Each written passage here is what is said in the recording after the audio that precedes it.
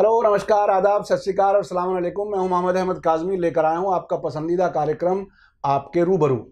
जो बड़ी खबरें होती हैं, उन खबरों के पीछे क्या है वो जानने के लिए हम बड़े जानकार लोगों के पास पहुंचते हैं और अपने व्यूअर्स के लिए, दर्शकों के लिए रूबरू कराते हैं ताकि सही सूरत हाल सामने आ सके।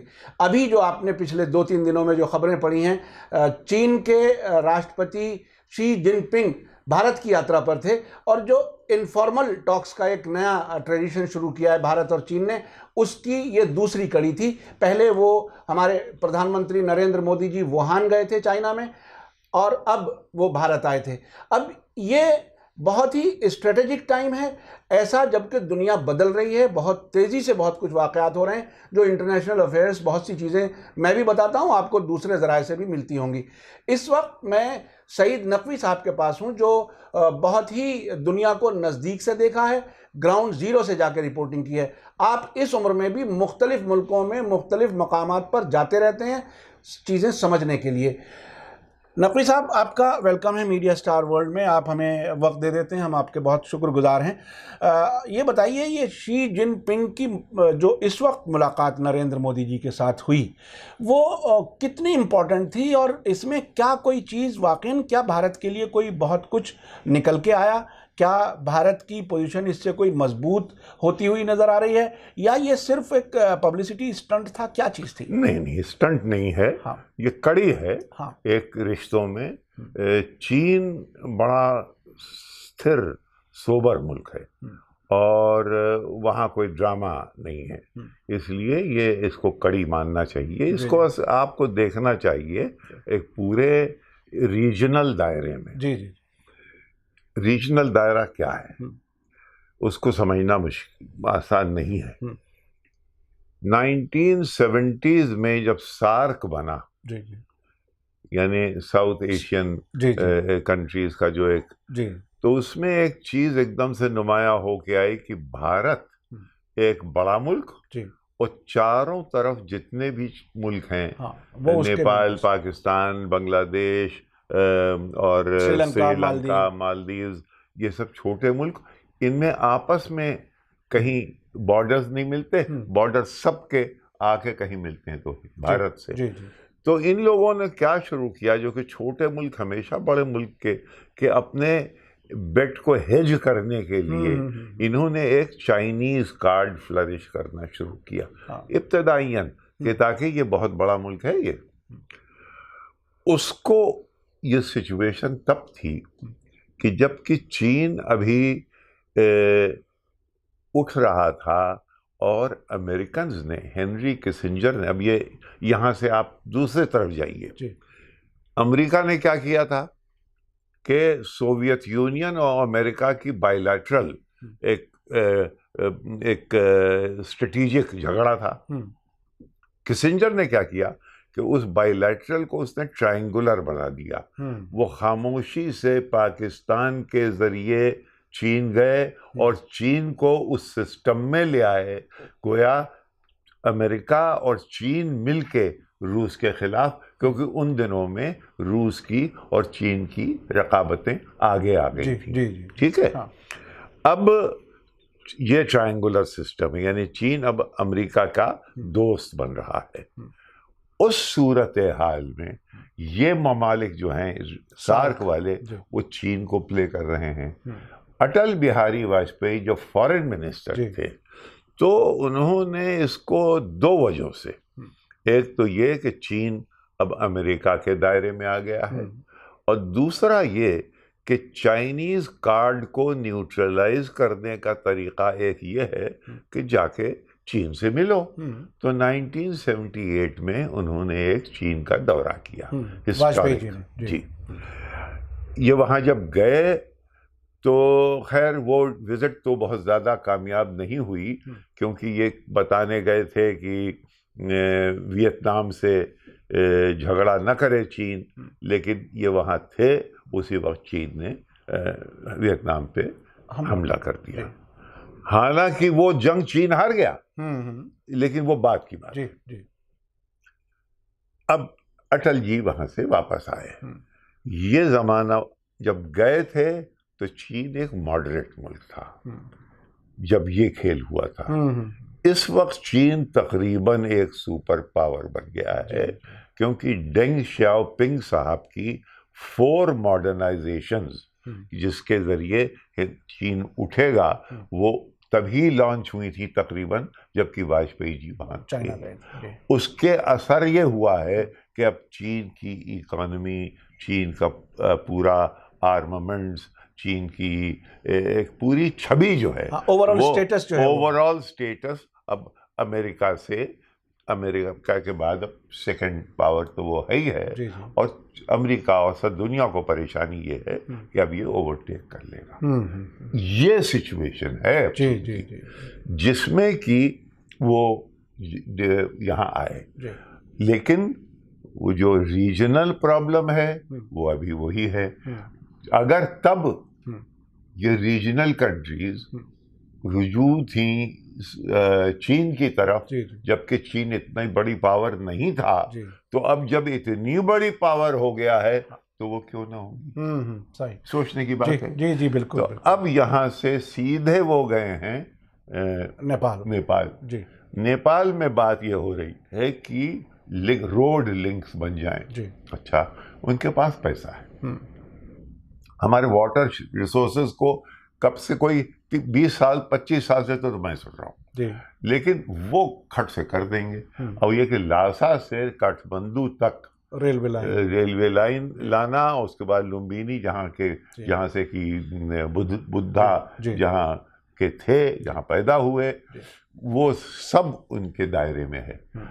लेकिन इससे तो ऐसा लग रहा है कि भारत का एक तरह से नुकसान होगा, जो रीजनल एक तरह से मजबूती जो थी। वाहिद हिंदू मुल्क था, यानी जो कि जहाँ के नरेश को एक विष्णु का अवतार माना जाता था, अब वहाँ पे वो हिंदू, उन्होंने अपने आप को सेकुलर कह दिया है। जी। वो सेकुलर देश हो गए हैं और वहाँ चीन का असर है। अब चीन का असर, कंपटीशन चल रहा है श्रीलंका में, चीन का असर हो ना हो, क्योंकि वो रोड बिल्ड का एक प्रोजेक्ट है, वो वहाँ पाकिस्तान चीन के खित्ते में है। ये कंपटीशन बहुत इंटेंस है, बांग्लादेश में भी। तो भारत चीन के साथ ताल्लुकात करके कुछ गेन करेगा या लूज करेगा? ये अभी चीन लूज तो इतनी अभी ये वो नेपाल तो अपने हाथ से निकलता हुआ नजर आ रहा है। हाँ। वो मधेसी जो वहाँ इंडियन ओरिजिन के लोग हैं, हाँ। वो पिछले 2-3 साल में कई प्रोटेस्ट हुए, हिंदुस्तान ने सप्लाईज बंद की, वहाँ गैस उसकी प्रॉब्लम आई। गलत, ये जो हमने जो ये बिग ब्रदरली एटीट्यूड करके जो हमने उनके ऊपर ब्लॉकेड कर दिया, उसका बहुत बुरा असर हुआ। वो भी इसी सरकार के दौरान हुआ। इसी सरकार के दौरान हुआ, वो उसका असर बहुत बुरा हुआ। अब ये है सिचुएशन कि चीन एक बड़ा मुल्क है, लेकिन हिंदुस्तान के एक अंग्रेजी में कहावत है, eggs in which basket.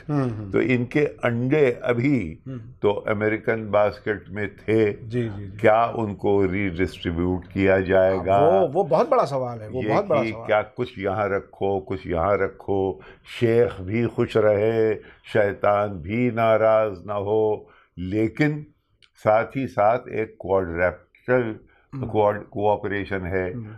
Australia, Japan, India, United states, ये है 4 मुल्कों का, जो कि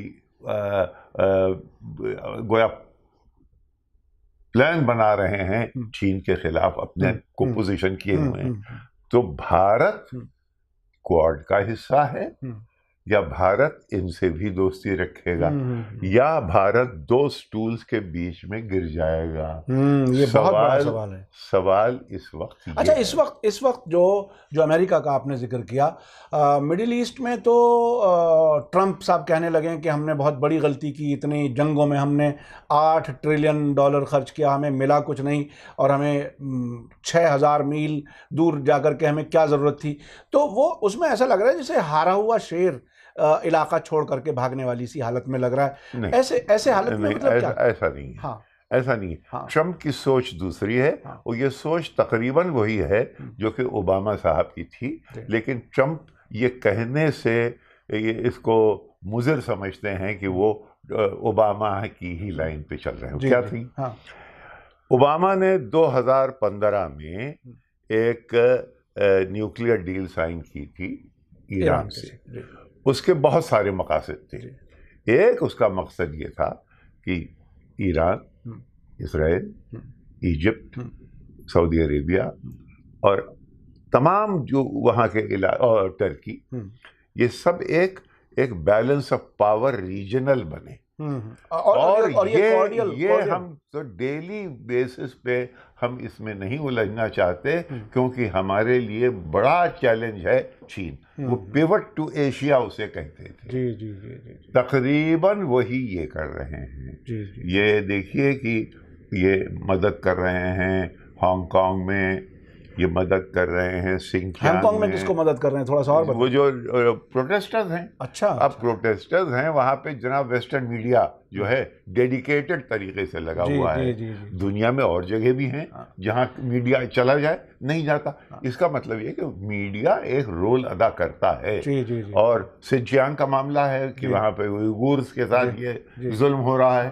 अच्छा, और जगह भी मुसलमानों के साथ लेकिन उसका तस्करा ना कीजिए। उसका तस्करा ना कीजिए। यानी वो चीन में मुसलमानों के हमदर्द बन जाते हैं। हाँ। और फिलिस्तीन में जो है वो फिलिस्तीनियों के खिलाफ खड़े हो जाते हैं। जी। तो ये जहाँ भी उनके दुश्मन को इस वक्त चीन जो है वो उनको उनके आंखों में खटक रहा है। जी।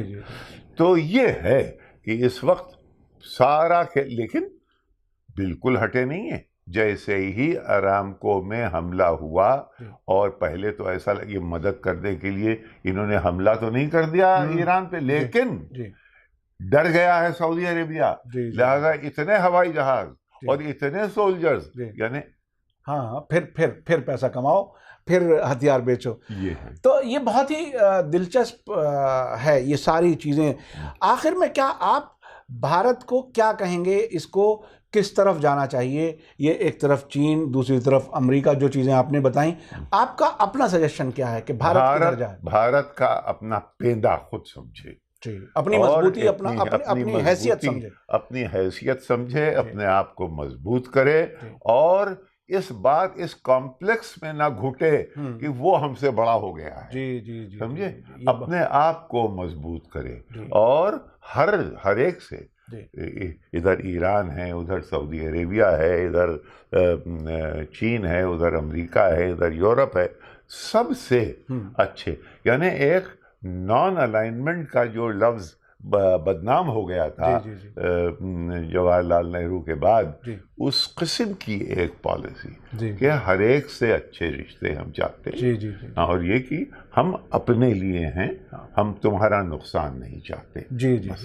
बहुत बहुत शुक्रिया नकवी साहब। आपने देखिए, मैं भी कुछ विदेशों में जो सफ़र किए हैं उसमें एक बात अक्सर सामने आती थी कि हिंदुस्तान को next to China, number 2 growing economy, इस तरह से देखते हुए अमेरिकन हमेशा इतना बड़ा मुल्क देख करके मार्केट देखते हैं। यानी पूरी दुनिया में भारत की एक इज्जत है, एक वक़ार है। अगर नहीं है तो ऐसा लगता है जैसे हमारे ही खुद जो सरकारों में बैठे हुए लोग हैं वो अपनी हैसियत नहीं समझते।